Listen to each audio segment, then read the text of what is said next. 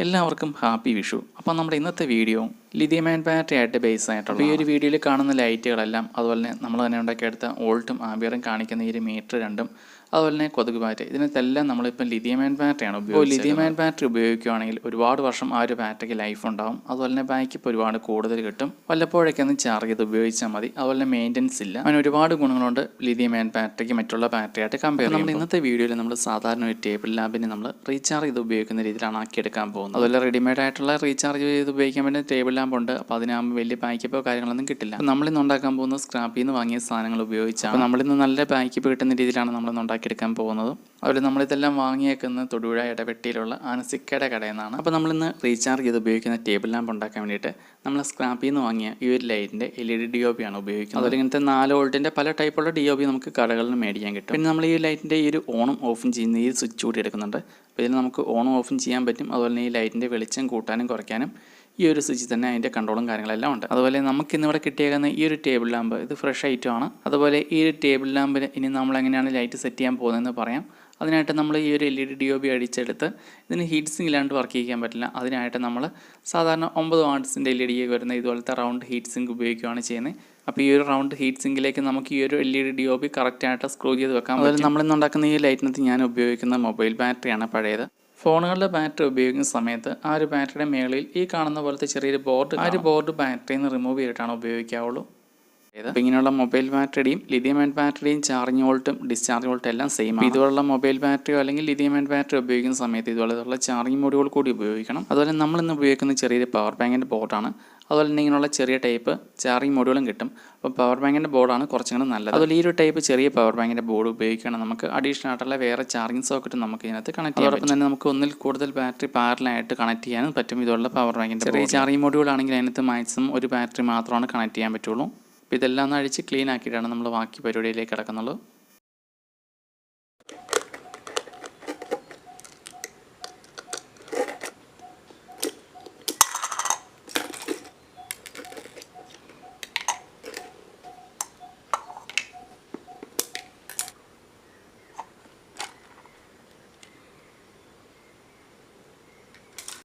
ഈ light plastic ആയതുകൊണ്ട് ഇതിന് വലിയ വെയിറ്റും കാര്യങ്ങളൊന്നുമില്ല. അതുകൊണ്ട് ഇതിനകത്ത് ഒരു പാക്കറ്റ് പാറമണലാണ് ഉപയോഗിച്ചേക്കുന്നത് വെയിറ്റിന് വേണ്ടിയിട്ട്.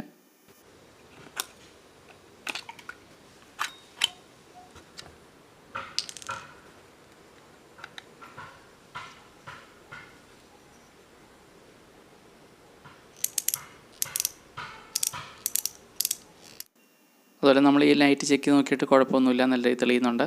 അതുപോലെ നമ്മൾ ഇനി ഈ ലൈറ്റിനകത്ത് ഉപയോഗിക്കുന്ന ഈ ഒരു സ്വിച്ച് നമ്മൾ ഉപയോഗിക്കുന്നില്ല. അപ്പോൾ ഈ ഒരു സ്വിച്ച് അടിച്ച് മാറ്റിയിട്ട് അവിടെ നമ്മൾ ചാർജിങ് പോർട്ടാണ് കണക്ട് ചെയ്യുന്നത്. ഈ ഒരു ലൈറ്റിന് മാച്ച് ആകുന്ന colour C port charging port തന്നെ നമുക്ക് കിട്ടി തവണ. ഇനി ഈ ഒരു ലൈറ്റിൻ്റെ ഓണും ഓഫും ചെയ്യാനുള്ള സ്വിച്ച് ഈ ഒരു സെൻറ്ററിൽ ചെറിയൊരു ഹോളിട്ട് അവിടെയാണ് സെറ്റ് ചെയ്യാൻ പോകുന്നത്.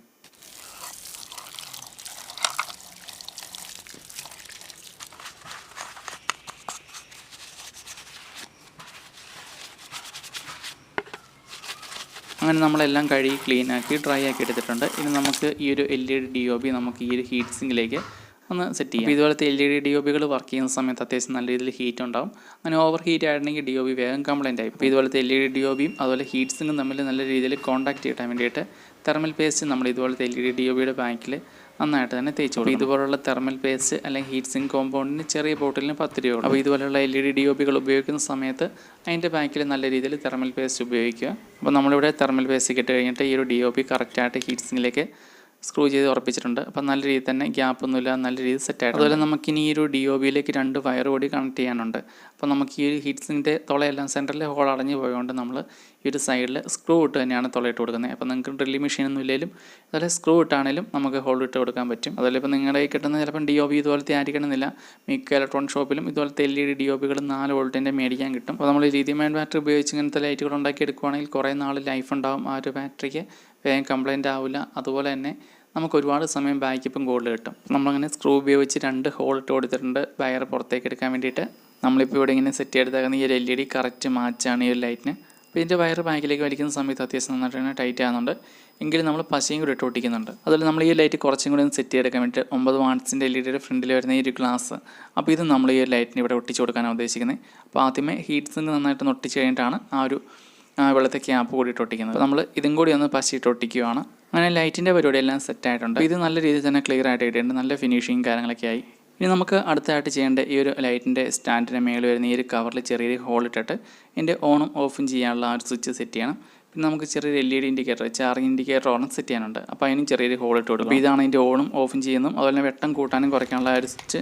നമ്മൾ പഴയ ലൈറ്റിൽ നിന്ന് അടിച്ചെടുത്തത് തന്നെയാണ്. അപ്പോൾ ഈ ഒരു സ്വിച്ചിന് പ്രത്യേകിച്ച് കംപ്ലൈൻറ്റോ കാര്യങ്ങളൊന്നും ഇല്ലായിരുന്നു. അതുകൊണ്ട് നമ്മളിത് തന്നെയാണ് ഇന്ന് നമുക്ക് ഈ ഒരു ലൈറ്റിൻ്റെ ബാറ്ററി നമുക്ക് റീചാർജ് എടുക്കണമെങ്കിൽ നമുക്ക് ഇതുപോലത്തെ ഒരു പവർ ബാങ്കിൻ്റെ ബോർഡ് വേണം. അപ്പോൾ ഈ ഒരു ബോർഡ് നമ്മൾ ലൈറ്റിൻ്റെ ഉള്ളിൽ വെക്കുമ്പോൾ നമുക്ക് ചാർജ് ചെയ്യുന്ന സമയത്ത് ബാറ്ററി ചാർജ് ആകുമെന്ന് അറിയാൻ പറ്റില്ല. അപ്പോൾ ഇതിൻ്റെ ഉള്ളിൽ ഈ ഒരു ലൈറ്റ് നമ്മൾ റിമൂവ് ചെയ്തിട്ട് അവിടെ നിന്ന് 2 വയർ സോൾഡ് ചെയ്തെടുക്കുകയാണ് ചെയ്യുന്നത്. അപ്പോൾ അതിന് വേണ്ടിയിട്ട് നമ്മളൊരു LED ഒരെണ്ണം സെറ്റ് ചെയ്തെടുത്തിട്ടുണ്ട്. അപ്പോൾ ഈ ഒരു LED നമ്മൾ കണക്ട് ചെയ്യുന്ന പവർ ബാങ്കിൻ്റെ ബോർഡിലിരുന്ന ആ ചെറിയ LED നമ്മൾ റിമൂവ് ചെയ്ത് ആ ഒരു സെയിം പോയിന്റിൽ തന്നെയാണ് ഈ LED വയർ സോൾഡ് ചെയ്യുന്നത്. അതുപോലെ നമ്മളിന്നിവിടെ ഉപയോഗിക്കുന്ന ഈ ഒരു പവർ ബാങ്കിൻ്റെ ബോർഡിന് ഏകദേശം 60 രൂപയ്ക്കേ ഉള്ളൂ. അതുപോലെ ഇങ്ങനെയുള്ള പവർ ബാങ്കിൻ്റെ ബോർഡോ അല്ലെങ്കിൽ ചാർജിങ് മൊഡ്യൂളോ ലിഥിയം അയൺ ബാറ്ററിയുടെ ചാർജിങ് മൊഡ്യൂളോ ഉപയോഗിക്കാതെ നേരിട്ട് ബാറ്ററിയിൽ ഫോണിൻ്റെ ചാർജറൊന്നും കണക്ട് ചെയ്ത് ബാറ്ററി ചാർജ് ചെയ്ത് ഈ രീതിയിലാണ് നമ്മളിവിടെ LED സെറ്റ് ചെയ്തേക്കുന്നത്. അപ്പോൾ നമുക്കിത് ലൈറ്റിൻ്റെ കവറിൽ പിടിപ്പിക്കാൻ എളുപ്പമുണ്ട്.